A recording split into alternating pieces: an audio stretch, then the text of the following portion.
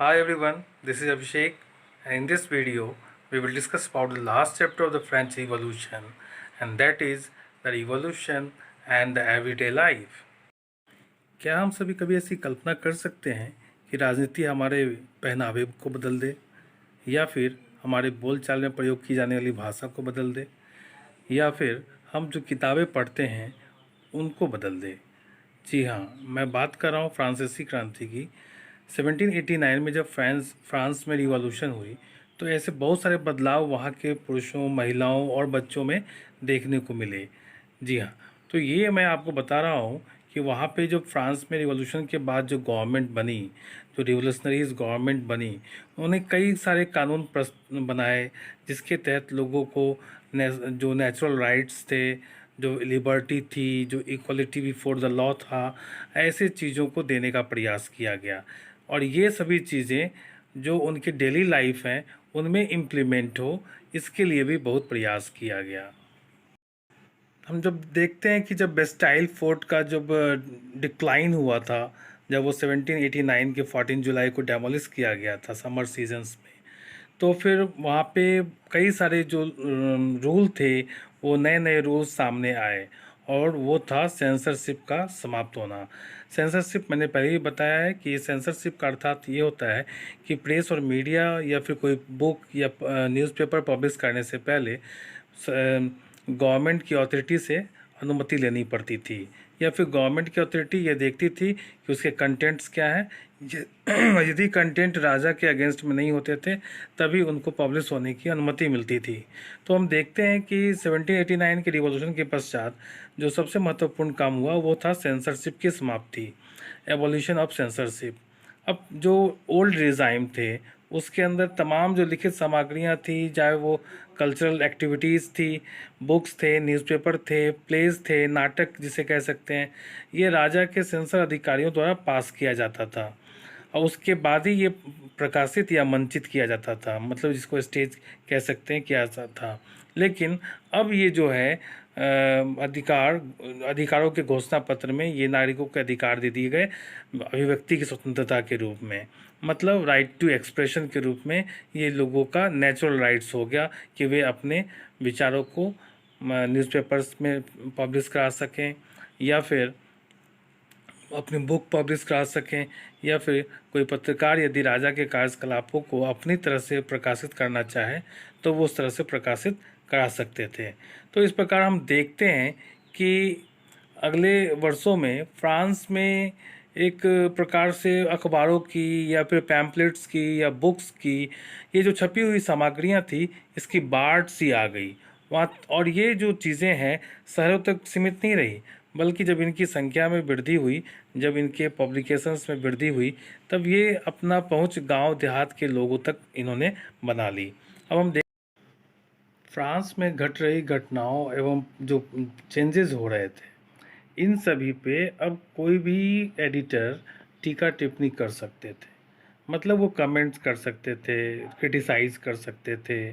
तो प्रेस की जो लिबर्टी थी, प्रेस की जो स्वतंत्रता थी, इसका मतलब यह था कि किसी भी घटना का जो है वो परस्पर विरोधी विचार व्यक्त किए जा सकते थे, मतलब कि वो उसके उसके साइड इफ़ेक्ट्स क्या होंगे, उसके अच्छे परिणाम क्या होंगे या बुरे परिणाम क्या होंगे उस निर्णय के, ये अब जो है लोग स्वतंत्रतापूर्वक उसको व्यक्त कर सकते थे, अभिव्यक्त कर सकते थे।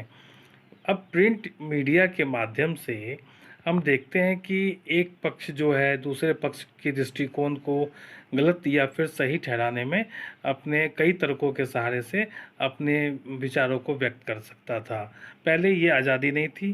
पहले जो समाचार हुआ करते थे उसमें उसका आप क्रिटिसाइज़ नहीं कर सकते थे, उसके निगेटिव पहलू आप नहीं निकाल सकते थे।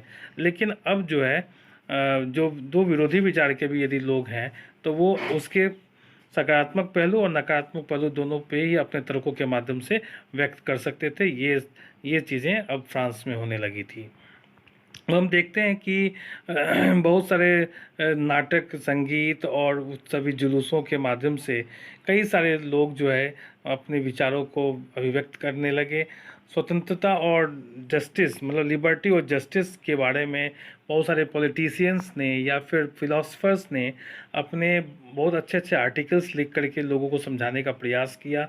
और अपने आर्टिकल्स के ज़रिए उन्होंने अपनी बातों को लिखा। लेकिन उन वर्गों का क्या जो कि पढ़े लिखे नहीं थे, तो उन वर्गों के लिए भी एक बहुत अच्छा लोकप्रिय मीडियम था, और वो था मंचन का। जी हाँ, स्टेज के ज़रिए, नाटक के ज़रिए इन चीज़ों को वो लोग भी समझ सकते थे जो कि पढ़े लिखे वर्ग के नहीं थे। तो ये मुट्ठी भर जो शिक्षित लोग थे, ये किताबें तो पढ़ते थे और उनसे राइटर्स के व्यूज़ को या फिर फिलोसफर्स के व्यूज़ को या पॉलिटिशियंस के व्यूज़ को वो समझ सकते थे। लेकिन जो अशिक्षित लोग थे, जो लिटरेट नहीं थे, वैसे लोग भी नाटक के माध्यम से, संगीत के माध्यम से इन विषयों को अच्छी तरह से समझ सकते थे। जैसा कि मैंने आप लोगों को पहले के वीडियोस में बताया है कि नेपोलियन बोनापार्ट ने 1804 में उसने अपने आप को फ्रांस का सम्राट घोषित कर दिया था, डिक्लेयर कर दिया था। तो उसने उसके बाद कई सारे जो अदर यूरोपियन कंट्रीज़ थी उसको इन्वेट करना शुरू किया, मतलब उस पर अपनी विजय यात्रा शुरू की। और वहाँ पे जो पुराने ओल्ड रिजाइम थे दूसरे यूरोपियन कंट्रीज़ में, उनको हटा करके वहाँ पे अपने एम्पायर को उसने एक्सपेंड किया और उसकी बागडोर अपने ही फैमिली मेम्बर से किसी के हाथ में दे दी। अब देखते हैं कि नेपोलियन खुद को यूरोप का जो मॉडर्नाइजेशन करना था उसका वो अपना स्टार्टर मानता था, अपने आप को वो नायक मानता था कि मेरे माध्यम से ही संपूर्ण यूरोप में मॉडर्नाइजेशन होगा। अब उसने ये की निजी संपत्ति, जो प्रॉपर्टी मैंने बताया था प्राइवेट प्रॉपर्टी, इसको कानून बना करके इसको सिक्योर कर दिया। मतलब प्रत्येक व्यक्ति के जो निजी संपत्ति का जो अधिकार था उसने दे दिया ताकि उससे प्रॉपर्टी लोगों की सिक्योर हो सके। इसके अलावा उसके जो सुधार कार्य में थे उसमें उसने डिसेबल पॉलिसी अडॉप्ट की, जिसके तहत जो है सो नाप तौल की एक समान प्रणाली स्टार्ट हो गई, यूनिफॉर्मिटी आ गई हर जगह पे वेइंग की या फिर मेजरमेंट की। इससे व्यापार व्यवसाय को भी बढ़ावा मिला। तो हम देखते हैं कि शुरू शुरू में जो लोग जो दूसरे यूरोपियन कंट्रीज़ के थे, जब नेपोलियन की सेना वहाँ पहुँची तो नेपोलियन और उनकी सेना को वे अपने लिए मुक्तिदाता समझने लगे, हार्बिंजर्स ऑफ लिबर्टी समझने लगे। लेकिन धीरे धीरे उनकी उम्मीद ये ख़त्म होने लगी। इसकी वजह थी कि उन्हें ये लगने लगा कि ये जो नेपोलियन की जो सेना है वो एक इन्वेडर है, हमलावर है। वो कहीं ना कहीं हमारे राजाओं से तो हमें मुक्त कर रहा है, लेकिन वो अपने शासन के तहत हमें अपने आप को गुलाम बना रहा है। ये उनके समझ में आ गई और आखिरकार हम देखते हैं कि 1815 में वाटरलू का जो वॉर हुआ था, तो बैटल ऑफ वाटरलू में उसकी हार हो गई, नेपोलियन बोनापार्ट की हार हो गई। नेपोलियन बोनापार्ट के अगेंस्ट में एक अलाइड पावर बना था जिसमें ऑस्ट्रिया, प्रसा, रसिया और ब्रिटेन थे, और इन्होंने जो है वाटरलू के मैदान में नेपोलियन बोनापार्ट को हरा दिया।